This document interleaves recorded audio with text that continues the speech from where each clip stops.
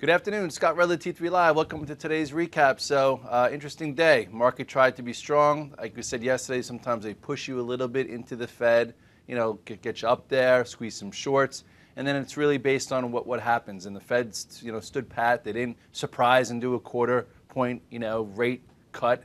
And some actually were even saying a quarter point rate hike to show that the economy is that good. Well, with nothing done and now them out of the way, I guess some of the shorts got a little, more conviction, and some longs, got out of the way a bit. We did close a little bit off the lows. We did hold the 50-day by a thread, but overall the action I think was a bit more bearish, than bullish, obviously. And as far as the complicated, like usually after Fed, the only reason why I didn't go out short, I went out flat, is because sometimes they do the opposite of what they did on Fed Day. So I just want to make sure that that's not the case. I think there'll be enough action to measure tomorrow. As far as a macro stance, we're still the same scenario. We're above the 50-day. It's a choppy trade, but there's just some things that I feel like, we have less things to hang our hat on. If you take a quick look at the spiders, you'll see this is the chart. Another day where we did edge lower. We broke below that 123.16, and we didn't close above, but we closed, right around it. We did hold the 50-day, and usually you do hold the 50-day the first time you get here. We're definitely, falling a little bit away from what could have been this momentum trade to the upside. And really today, it was a great intraday trade. As we said, sometimes after the Fed, you get a good move. A lot of guys wanted me to do this intraday chart to, just kind of show what I saw a little bit. And really, here's a Fed. Fed came out right here, right around this 2 o'clock. First move was lower. And then you had a little bit of a flag type pattern here. So this is what a bear flag. Here's your pole. Here's your flag. Couldn't get back above it. Then you had a nice move down, which I think a lot of guys made some decent money on.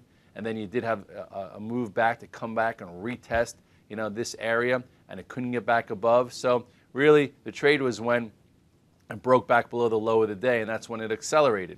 So we did a few different tiers here. I actually started shorting here, and then I added on this, covered some, was really light, went back here, added some, and then I covered some into right around this like 22.75-ish.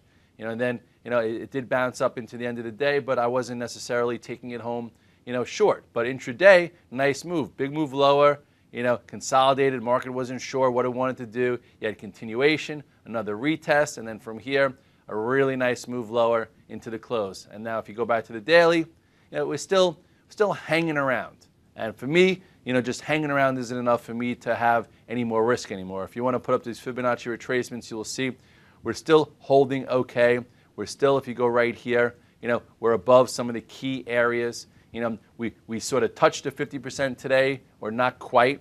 So we're still, above an area where there's some commitment to the move. We still held some of this gap. So as ugly as it's felt, we're still technically okay.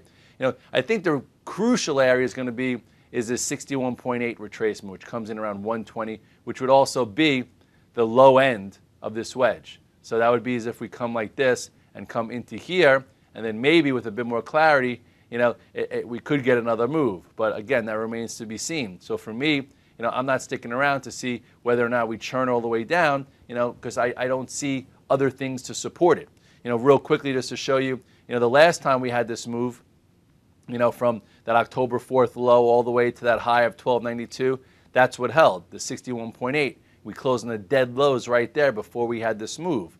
So there is still some room, if they want to keep the composure intact, but obviously this is a relatively weak composure. As far as other things, I like to look around to see, what could help the bullish case. So around, I think, 205, I wrote a blog post just with some random thoughts, saying, Intel was strong, then they pre-announced. Now it's kind of out of the game for any type of momentum. Texan also. So the semis, not a bullish case, okay? Or not a bad case, but not a case that's going to run away from you.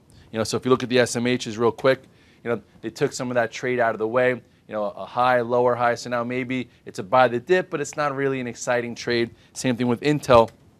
Intel, made a high. This is the pre-announcement, and it closed below the 50-day. So the next time I think Intel might be interesting is if, it comes into support and you could buy the dip here. But it's not going to be running away to new highs, so that's kind of off the table. So the semis, where the bulls were hanging their hat, a little off, off to the side. Retail, again, a good spot, a spot of relative strength, and we've lost some names in retail. You saw Best Buy today, got hammered. And then even a stock that I like, that we've said has been broken for a while, and that people have been making good money trading from the short side is Amazon. Amazon is a name that lost some of its momentum. Look at this. This was the earnings, couldn't refill the gap. It broke below. This was a short entry, came back, did another ascending channel. I drew this days ago. Now it started to really break to the downside. If you want to look at the macro picture here, it's had some really big support. And this is, you can see some will argue that this is a little bit of a head and shoulders pattern. And if that's the case, this is in trouble. 230 down to 180, that's 50 points. 50 points from 180 takes you all the way down, to here. And if that's the case, this is a little scary. If I was an Amazon long-term investor, I'd be a little bit scared. Let's see, from here, it's already sort of broke. Actually, if you go like this, it kind of broke right here, and then here's your retest, right? If you want to draw the line kind of from the bottom, I guess let's take a closer look here.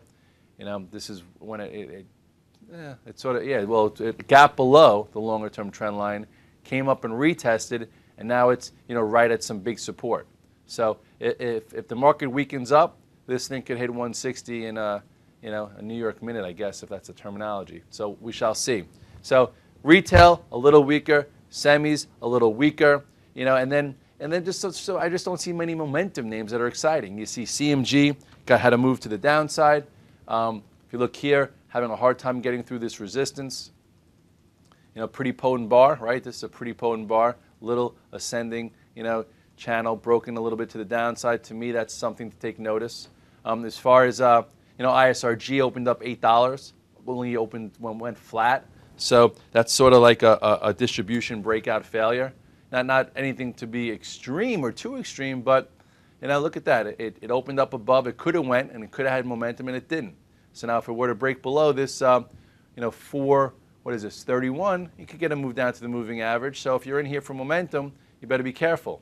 As far as the casinos, been a group that we love to play for strength. It usually leads the way, and Win has been broken for a while. I don't think I touched it once in a while, and it's starting to roll over. You could win. Guys are making more money short here than long, and look where it is.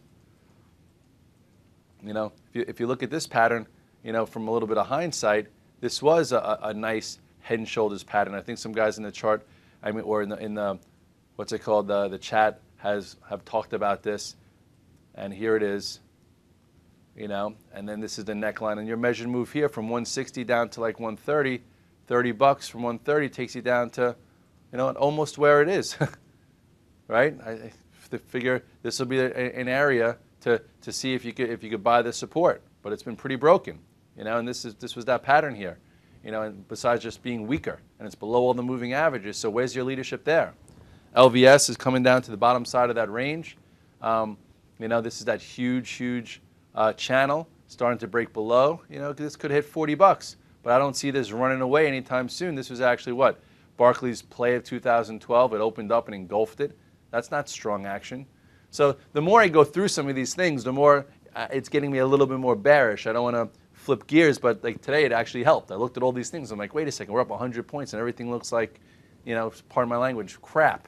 And then you had to move from up 100 to down 70. It was a nice trade. And a lot of guys actually got out of their longs and got out of the way. Even Google was a really good, strong trade early on. You had to be really quick. And then some guys want me to talk about, trading it a few times now. Not saying this is game over, but at all. But this is, a topping tail. This is a day that it tried to break out. The market didn't let it. If you're a long-term holder, Google, that's fine. But if you were a momentum trader and if it closed in the highs, you would have taken it and it closed off the highs. So it didn't close above it. When you play for momentum, you're only in it if momentum stays, and momentum couldn't stay here with that action. So we'll see how it now handles this upper flag around 620. Because look, it's above all the moving averages, but the market comes in, it's going to come in a little bit. You saw what happened here before the market got better. So it could correct a bit. So we'll see what happens. We'll see what the action is like tomorrow. But overall, it was a good trade in the morning on a weekly and a monthly basis. It still looks tremendous, I think, for next year. The weekly is hovering right at this area. Maybe it needs to shake things up a little bit. It could. That's why I'm saying on the weekly, it could hit this moving average around 602 and still be fine. It's still the top third of the range. If you want to draw it like that, where you had your low, a higher low, all the way up to resistance. Maybe it needs to pull back to here or so if the market does on the weekly basis for then a move to new highs. So when you don't know exactly what's going to happen, you do what you can handle. If you're going to sell Google here and not get back into it, and you want to hold it for 2012, don't. Maybe you just sit with it because that's your time horizon. As far as Apple was a decent short for us, long and short today. Let's look at the daily. You go to the daily and you'll see that it's getting a little wishy-washy here. A lot of mixed signals with this flag type pattern. It still came back to retest this broken support, nudged through, but not really with conviction. And at this point, I would say we'll watch tomorrow, today's low, to see if it trades through it or if it tries to give you an inside day if they blow off today's down move, which we've seen crazier things. But overall, this was your descending channel. It broke above. Now it's going sideways. At 396 and above was an area, or if it breaks below this, today's low is 387, it could come back up and retest 380. That's what you're getting here. So there's just a lot of things. And lastly, I said use Goldman Sachs as a gauge. If it broke 99, that was the first level, that would be a sign that pent-up momentum in the banks are not there. And if we broke 95.50, that would mean we could have an ugly day, and Goldman Sachs was the weakest one. So it shows you there are clues that you could use. And here it was. This was the support, that 6-day support we drew, and it broke it really hard. Actually, it broke it a little bit yesterday. I'm sorry. It broke it a little yesterday, right here. And then today, it went through even a bigger support before coming a little bit off the lows. But if you want to draw a bit of an ascending channel here, to see if it would have stayed intact, that's why it's now below, kind of what it did here, remember? And then it couldn't go back above it, and then it broke even lower, and then that's how it went. So we'll see what happens here. But this was a sign that, again, no momentum here. And then you had the news on JP Morgan, and JP Morgan, got hit really hard. Broke this little area here. So we'll see. So all in all, I don't see that many exciting setups. You have a very narrow scope right now of stocks acting well, and typically sometimes you could keep those stocks acting well, and then they could sell things off underneath it so you don't know. You still have the ratings downgrade that could happen at any moment. You see, there's so many things going on also. To be short and sink your teeth in short, at any time you could have this bazooka ECB announcement. So just know what your commitment level is, know what your thesis is, know what you're willing to risk, what your time frame is, and you can keep making progress here because there are a lot of things going on. Gold, a lot of guys have been short gold, and congratulations, you had another follow-through move today. If you look at gold here, I drew this wedge. It broke to the downside again, and then it broke below yesterday's low. And tomorrow, who knows? Maybe there'll be a cute little long trade. I'd love to see gold open up down, maybe through the 200-day and reclaim it. This is a huge level back from October. If you sold it well, if you sold it on this outside day, when it broke through the highs and couldn't get anywhere, or you saw this tail here, and close on the lows. I know you had to be out of it there, but that was a clue that this level wouldn't break, and then you had boom, big move lower. Perhaps, we'll be able to see if we can get a trade here because there's a lot of longer-term money in gold that would love to see this uptrend hold. So first time we get there, it could be some good, good trade for cash flow for us. We'll revisit that then.